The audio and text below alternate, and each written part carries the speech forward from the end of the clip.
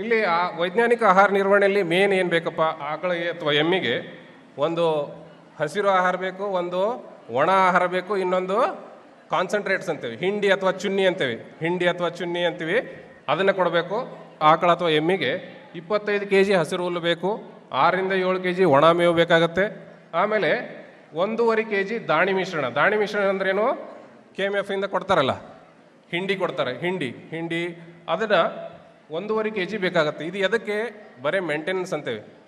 ಬರೀ ಮೇಂಟೆನೆನ್ಸ್ ಅಂದರೆ ಅದರದ ದೇಹದ ಮಿನಿಮಮ್ ಕ್ರಿಯೆಗಳನ್ನ ಪಾಲಿಸೋಕ್ಕೆ, ಅದರದ ಏನು ಈಗ ಉಸಿರಾಡಬೇಕು, ಅದು ಜೀರ್ಣಕ್ರಿಯೆ ಆಗಬೇಕು, ಮಿನಿಮಮ್ ಮೂವ್ಮೆಂಟ್ ಆಗಬೇಕು, ಅದಕ್ಕೆ ಮಾತ್ರ ಇಷ್ಟು ಬೇಕಾಗತ್ತೆ. ಜೊತೆಗೆ ಹಾಲು ಕೊಡ್ತಿತ್ತಂದರೆ, ಇದು ಹಾಲು ಕೊಡಲಾರದ ದನಕ್ಕೆ ಹಾಲು ಕೊಡ್ತಿತ್ತಂದರೆ ಪ್ರತಿ 1 ಲೀಟರ್ ಹಾಲು, ಪ್ರತಿ 2.5 ಲೀಟರ್ ಹಾಲಿಗೆ 1 kg ಹೆಚ್ಚಿನ ಪ್ರಮಾಣದಲ್ಲಿ ದಾಣಿ ಮಿಶ್ರಣ ಇಡಬೇಕು. ಈಗ ನಮ್ಮದು ಆಕಳದ ಅಥವಾ ಎಮ್ಮೆಯದ 3 ಲೀಟರ್ ಹಾಲು ಕೊಡ್ತದಂತಂದರೆ 1.5 kg ಮೇಂಟೆನೆನ್ಸ್ ಇದೆ, plus 1 kg extra, 1 kg extra ಅಂದರೆ 2.5 kg ದಾಣಿ ಮಿಶ್ರಣವನ್ನು ನೀಡಬೇಕಾಗತ್ತೆ. ಇದು ಕೊಡಲಿಲ್ಲ ಅಂದರೆ ಹಾಲು ಉತ್ಪಾದನೆ ಕಡಿಮೆ ಆಗುತ್ತೆ ಆಟೋಮೆಟಿಕ್, ಅದರ ಜೊತೆಗೆ ಸಂತಾನೋತ್ಪತ್ತಿ ಕ್ರಿಯೆಯು ಕಡಿಮೆ ಆಗುತ್ತೆ.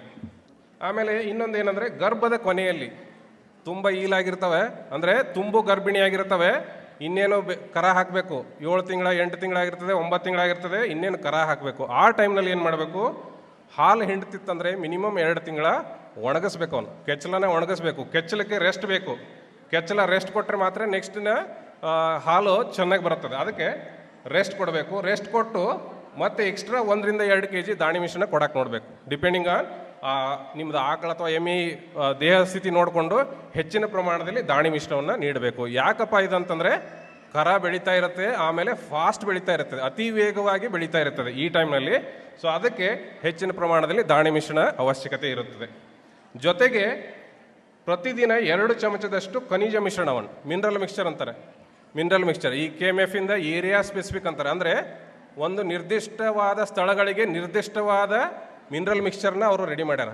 ಸೊ ಅದೇ ನಿರ್ದಿಷ್ಟವಾದ ಖನಿಜ ಪೌಡರ್ ಬರುತ್ತೆ, ಆ ಪೌಡರ್ನ ದಿನಕ್ಕೆ 2 ಚಮಚೆ ಅಂತ ನೀವು ನೀಡಬೇಕು. ಇದರಿಂದ ಏನು ಮೂಕ ಬೆದೆ ಅಂತೀವಿ, ಬೆದೆ ಬಾರದೇ ಇರುವಂತೀವಿ, ಪುನರಾವರ್ತಿತ ಹಸುಗಳಿರ್ತವೆ, ಅವೆಲ್ಲ ಪ್ರಾಬ್ಲಮ್ನ ನಾವು ಸಾಲ್ವ್ ಮಾಡ್ಬೋದು.